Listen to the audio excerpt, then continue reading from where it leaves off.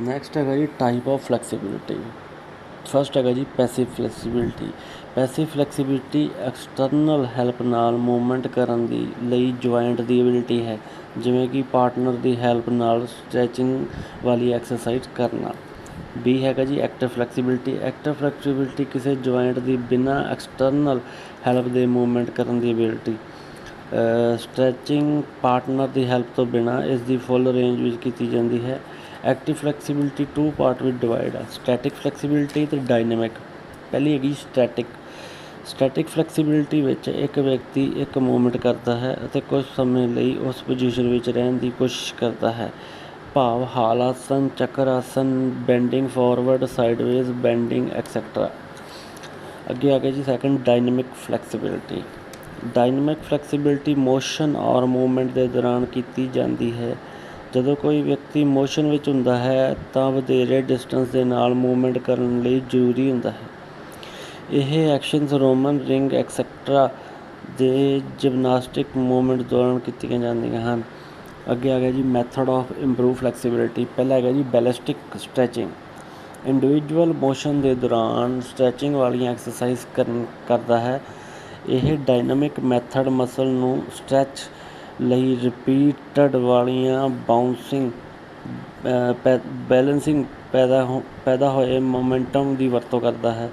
ਹਾਲਾਂਕਿ ਇਹ ਬਹੁਤ ਇਫੈਕਟਿਵ ਹੈ, ਪਰ ਜ਼ਿਆਦਾਤਰ ਐਕਸਪਰਟ ਇਸ ਮੈਥਡ ਨੂੰ ਰਿਕਮੈਂਡ ਨਹੀਂ ਕਰਦੇ ਕਿਉਂਕਿ ਇਹ ਮਸਲ ਨੂੰ ਓਵਰ ਸਟ੍ਰੈਚ ਕਰ ਸਕਦਾ ਹੈ ਅਤੇ ਮਸਲ ਵਿੱਚ ਸੌਰਨੈਸ ਦਾ ਕਾਰਨ ਬਣ ਸਕਦਾ ਹੈ ਜਾਂ ਇੰਜਰੀ ਦਾ।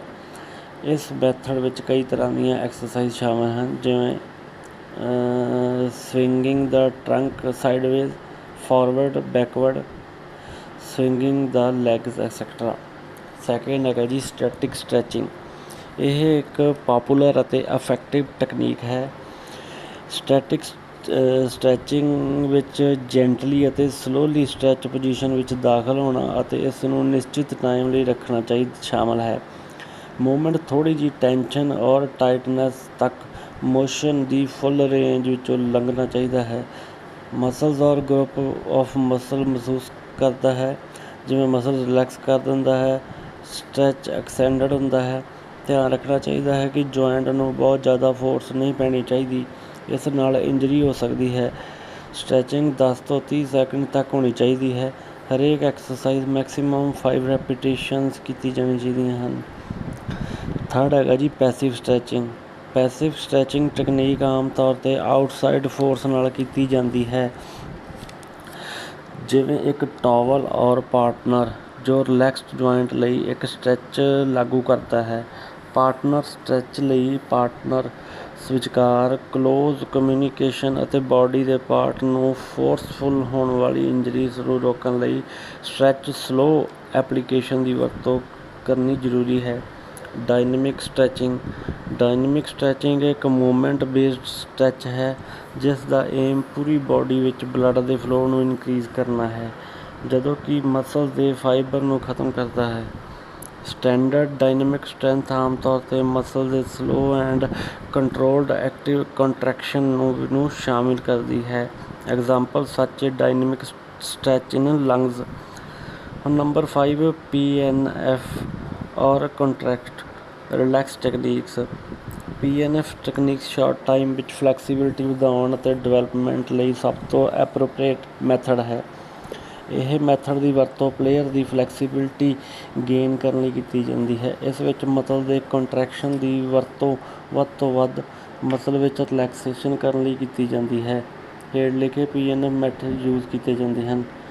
ਸਟ੍ਰੈਚ ਵਾਲੀ ਪੋਜੀਸ਼ਨ ਵਿੱਚ ਜਾਓ ਅਤੇ ਸਟ੍ਰੈਚ ਸੈਂਸੇਸ਼ਨ ਮਹਿਸੂਸ ਕੀਤੀ ਜਾ ਸਕਦੀ ਹੈ। ਸੈਕਿੰਡ ਪਾਰਟ ਹੈਗਾ ਜੀ ਪਾਰਟਨਰ ਵਿੱਚ ਸਟ੍ਰੈਚ ਪੋਜੀਸ਼ਨ ਵਿੱਚ ਲੰਬਸ ਹੋਲਡ ਕਰਦਾ ਹੈ ਅਤੇ ਆਪਣੇ ਪਾਰਟਨਰ ਦੇ ਅਗੇਂਸਟ ਪੁਸ਼ ਕਰਦਾ ਹੈ 6 ਤੋਂ 10 ਸੈਕਿੰਡ ਲਈ। ਫਿਰ ਮਸਲ ਰਿਲੈਕਸ ਕਰੋ। ਕੰਟਰੈਕਸ਼ਨ ਦੇ ਦੌਰਾਨ ਪਾਰਟਨਰ ਕਿਸੇ ਲਿੰਬ ਦੀ ਮੂਵਮੈਂਟ ਰੋਕਣ ਦੀ ਕੋਸ਼ਿਸ਼ ਕਰਦਾ ਹੈ। ਨੰਬਰ 4 ਪਾਰਟਨਰ ਫਿਰ ਆਪਣੇ ਲਿੰਬਸ ਸਟ੍ਰੈਚ ਨੂੰ ਅੱਗੇ ਵਧਾਉਂਦਾ ਹੈ ਜਦ ਤੱਕ ਸਟ੍ਰੈਚ ਸੈਂਸੇਸ਼ਨ ਮਹਿਸੂਸ ਨਹੀਂ ਹੁੰਦੀ। ਨੰਬਰ 5 ਪੂਰੀ ਪ੍ਰੋਸੀਜਰ ਨੂੰ 4 ਤੋਂ 5 ਵਾਰ ਰਿਪੀਟ ਕਰੋ। ਨੈਕਸਟ ਹੈਗਾ ਜੀ ਜਨਰਲ ਗਾਈਡਲਾਈਨਸ ਫॉर ਡਿਵੈਲਪਿੰਗ ਔਰ ਇੰਪਰੂਵਿੰਗ ਫਲੈਕਸੀਬਿਲਿਟੀ। ਨੰਬਰ 1 ਫਲੈਕਸੀਬਿਲਿਟੀ ਬਣਾਈ ਰੱਖਣ ਲਈ ਐਕਸਰਸਾਈਜ਼ ਰੈਗੂਲਰ ਪਰਫੋਰਮਡ ਕੀਤੀ ਜਾਣੀ ਚਾਹੀਦੀ ਹੈ। ਸੈਕਿੰਡ, ਫਲੈਕਸੀਬਿਲਿਟੀ ਐਕਸਰਸਾਈਜ਼ ਕਰਨ ਤੋਂ ਪਹਿਲਾਂ ਪ੍ਰੋਪਰ ਵਾਰਮ ਅਪ ਪਰਫੋਰਮਡ ਕੀਤਾ ਜਾਣਾ ਚਾਹੀਦਾ ਹੈ। ਥਰਡ, ਫਲੈਕਸੀਬਿਲਿਟੀ ਐਕਸਰਸਾਈਜ਼ ਕਰਦਿਆਂ ਕਿਸੇ ਨੂੰ ਉਸ ਪੁਆਇੰਟ ਤੱਕ ਫੈਲਾਉਣਾ ਚਾਹੀਦਾ ਹੈ ਜਿੱਥੋਂ ਤੱਕ ਕੋਈ ਕੰਫਰਟੇਬਲ ਫੀਲ ਕਰਦਾ ਹੈ ਅਤੇ ਬਾਡੀ ਸਟ੍ਰੇਨ ਨਹੀਂ ਹੋਣੀ ਚਾਹੀਦੀ। ਨੰਬਰ 4, ਸਟ੍ਰੈਚਿੰਗ ਪੋਜੀਸ਼ਨ ਨੂੰ ਬਿਨਾਂ ਕਿਸੇ ਪਰੇਸ਼ਾਨੀ ਮਹਿਸੂਸ ਕੀਤੇ 10 ਤੋਂ 20 ਸੈਕਿੰਡ ਲਈ ਰੱਖਣਾ ਚਾਹੀਦਾ ਹੈ। ਨੰਬਰ 5, ਸਟ੍ਰੈਚਿੰਗ ਦੌਰਾਨ ਬਰੀਥਿੰਗ ਕਰਨੀ ਜ਼ਰੂਰੀ ਹੈ ਅਤੇ ਇਹ ਕਾਮ ਐਂਡ ਰੈਥਮਿਕ ਹੋਣਾ ਚਾਹੀਦਾ ਹੈ। 6, ਜਰਕ ਮੂਵਮੈਂਟ ਨੂੰ ਅਵੋਇਡ ਕਰਨਾ ਚਾਹੀਦਾ ਹੈ। ਨੰਬਰ 7, ਕੋਈ ਵੀ ਫਲੈਕਸੀਬਿਲਿਟੀ ਐਕਸਰਸਾਈਜ਼ ਕਰਨ ਤੋਂ ਬਾਅਦ ਐਂਟੋਨਿਸਟ ਕੋਈ ਵੀ ਮਸਲ ਨੂੰ ਰਿਲੈਕਸ ਕੀਤਾ ਜਾਣਾ ਚਾਹੀਦਾ ਹੈ। ਨੰਬਰ 8, ਡਾਇਨਾਮਿਕ ਫਲੈਕਸੀਬਿਲਿਟੀ ਨੂੰ ਇੰਪਰੂਵ ਕਰਨ ਲਈ ਸਪੋਰਟਸ ਐਕਟੀਵਿਟੀ ਨਾਲ ਸੰਬੰਧਿਤ ਐਕਸਰਸਾਈਜ਼ ਵਧੇਰੇ ਬੈਨੀਫੀਸ਼ੀਅਲ ਹੁੰਦੀਆਂ ਹਨ। Number 10.5, coordinative abilities definition and types. ਮੁੱਖ ਤੌਰ 'ਤੇ coordinative ability central nervous system 'ਤੇ ਡਿਪੈਂਡ ਕਰਦੀ ਹੈ। ਕੋਆਰਡੀਨੇਟਿਵ ਐਬਿਲਿਟੀ ਕਈ ਲਿੰਬ ਔਰ ਬਾਡੀ ਪਾਰਟ ਦੇ ਮੂਵਮੈਂਟ ਦਾ ਕੰਬੀਨੇਸ਼ਨ ਹੈ ਜਿਸ ਦਾ ਉਦੇਸ਼ ਦੇ ਸੰਬੰਧ ਵਿੱਚ ਚੰਗੀ ਤਰ੍ਹਾਂ ਟਾਈਮਡ, ਸਮੂਥ ਐਂਡ ਐਫੀਸ਼ੀਐਂਟ ਹੈ। ਸਾਡੀ ਬਾਡੀ ਦੀਆਂ ਬਿਊਟੀਫੁਲ ਔਰ ਗ੍ਰੇਸਫੁਲ ਮੂਵਮੈਂਟ ਸਿੱਧੇ ਤੌਰ 'ਤੇ ਸਾਡੀ ਕੋਆਰਡੀਨੇਟਿਵ ਐਬਿਲਿਟੀ ਨਾਲ ਸੰਬੰਧਿਤ ਹਨ। ਕੋਆਰਡੀਨੇਟਿਵ ਐਬਿਲਿਟੀ ਸਪੋਰਟਸ ਐਂਡ ਗੇਮ ਵਿੱਚ ਬਹੁਤ ਇੰਪੋਰਟੈਂਟ ਰੋਲ ਪਲੇ ਕਰਦੀ ਹੈ। ਆਲ ਸਪੋਰਟਸ ਲਈ ਆਈ, ਹੈਂਡ, ਫੀਟ ਐਂਡ ਬਾਲ ਔਰ ਕੁਝ ਹੋਰ ਆਬਜੈਕਟ ਦਾ ਕੋਆਰਡੀਨੇਸ਼ਨ ਹੋਣਾ ਚਾਹੀਦਾ ਹੈ। ਅਕੋਰਡਿੰਗ ਟੂ ਜ਼ਿਮਰਮੈਨ, ਕੋਆਰਡੀਨੇਟਿਵ ਐਬਿਲਿਟੀ ਨੂੰ ਮੋਟਰ ਕੰਟਰੋਲ ਅਤੇ ਰੈਗੂਲੇਸ਼ਨ ਪ੍ਰੋਸੈਸ ਦੇ ਸਟੈਬਲਾਈਜ਼ਡ ਐਂਡ ਜਨਰਲਾਈਜ਼ਡ ਪੈਟਰਨ ਵਜੋਂ ਸਮਝਿਆ ਜਾਂਦਾ ਹੈ। ਇਹ sportsman better quality and effect ਨਾਲ ਮੂਵਮੈਂਟ ਦੇ ਇੱਕ ਗਰੁੱਪ ਨੂੰ ਕਰਨ ਦੇ ਯੋਗ ਕਰਦੇ ਹਨ। Types of coordinative ability. Number 1, orientation ability.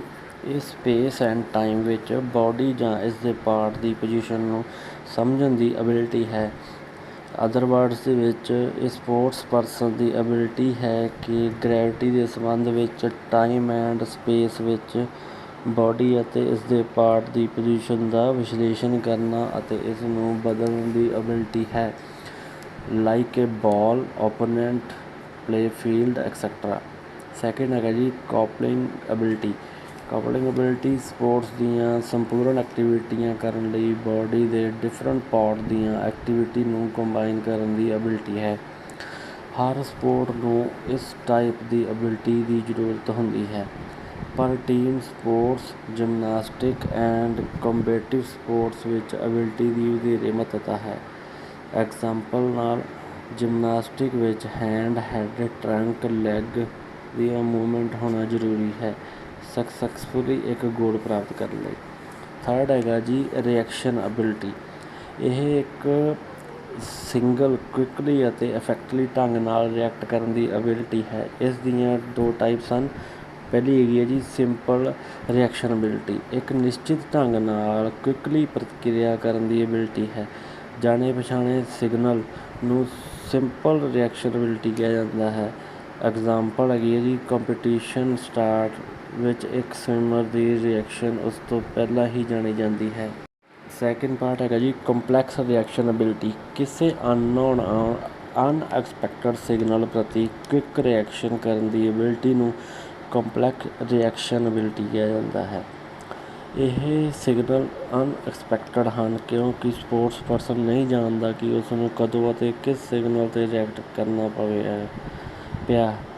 Example ਲਈ ਫੁੱਟਬਾਲ ਵਿੱਚ ਇੱਕ ਓਪੋਨੈਂਟ ਦੀ ਬਾਲ ਦਾ ਸਾਹਮਣਾ ਕਰਦੇ ਹੋਏ ਇੱਕ ਗੋਲਕੀਪਰ ਦਾ ਰਿਐਕਸ਼ਨ। ਉਸ ਤੋਂ ਬਾਅਦ ਆ ਗਿਆ ਜੀ balance ability. Balance ability body ਅਤੇ ਇਸ ਦੇ ਪਾਰਟ ਨੂੰ ਸਟੈਟਿਕ ਅਤੇ ਡਾਇਨਾਮਿਕ ਦੋਵਾਂ ਕੰਡੀਸ਼ਨ ਵਿੱਚ ਇੱਕ ਰਿਲੇਟਿਵਲੀ ਸਟੇਬਲ ਪੋਜੀਸ਼ਨ ਵਿੱਚ ਬਣਾਈ ਰੱਖਣ ਦੀ ਐਬਿਲਿਟੀ ਹੈ। ਇਸ ਦਾ ਅਰਥ ਹੈ ਕਿ ਕਿਸੇ ਵੀ ਡਿਸਟਰਬਿੰਗ ਮੂਵਮੈਂਟ ਤੋਂ ਬਾਅਦ ਕੁਇਕਲੀ ਬੈਲੈਂਸ ਮੁੜ ਸਥਾਪਿਤ ਪ੍ਰਾਪਤ ਕਰਨਾ। ਇਸ ਟਾਈਪ ਦੀ ਐਬਿਲਿਟੀ ਲਗਭਗ ਹਰ ਗੇਮ ਅਤੇ ਸਪੋਰਟਸ ਵਿੱਚ ਰਿਕੁਆਇਰਡ ਹੁੰਦੀ ਹੈ, ਪਰ ਇਹ ਜਦੋਂ ਸਮਾਲ ਏਰੀਆ ਵਿੱਚ ਮੂਵਮੈਂਟ ਕੀਤੀ ਜਾਂਦੀ ਹੈ ਤਾਂ ਇਸ ਦਾ ਵਿਸ਼ੇਸ਼ ਮਹੱਤਵ ਹੈ। Rhythm ability. ਇਹ ਮੂਵਮੈਂਟ ਦੀ ਰਿਦਮ ਨੂੰ ਸਮਝਣ ਅਤੇ ਰਿਕੁਆਇਰ ਰਿਦਮ ਨਾਲ ਕੰਮ ਕਰਨ ਦੀ ਐਬਿਲਿਟੀ ਹੈ। ਜਿਮਨਾਸਟਿਕ ਵਰਗੀਆਂ ਕੁਝ ਸਪੋਰਟਸ ਵਿੱਚ ਐਥਲੀਟ ਨੂੰ ਮਿਊਜ਼ਿਕ ਦੇ ਰੂਪ ਵਿੱਚ ਦਿੱਤੀ ਗਈ ਐਕਸਟਰਨਲ ਰਿਦਮ ਨੂੰ ਪਛਾਣਨਾ ਪੈਂਦਾ ਹੈ ਅਤੇ ਇਸ ਨੂੰ ਆਪਣੀ ਮੂਵਮੈਂਟ ਵਿੱਚ ਪ੍ਰਗਟ ਕਰਨਾ ਪੈਂਦਾ ਹੈ। ਕੁਝ ਸਪੋਰਟਸ ਵਿੱਚ ਜਿੱਥੇ ਰਿਦਮ ਆਊਟਸਾਈਡ 'ਤੇ ਨਹੀਂ ਦਿੱਤੀ ਜਾਂਦੀ, ਉਸ ਨੂੰ ਪਲੇਅਰ ਦੇ ਆਪਣੇ ਵਿੱਚ ਰੱਖੀ ਗਈ ਰਿਦਮ ਦੀ ਵਰਤੋਂ ਕਰਨੀ ਪੈਂਦੀ ਹੈ। ਉਹ ਮੋਟਰ ਮੈਮਰੀ ਹੈ। Number 6 adaptation ability.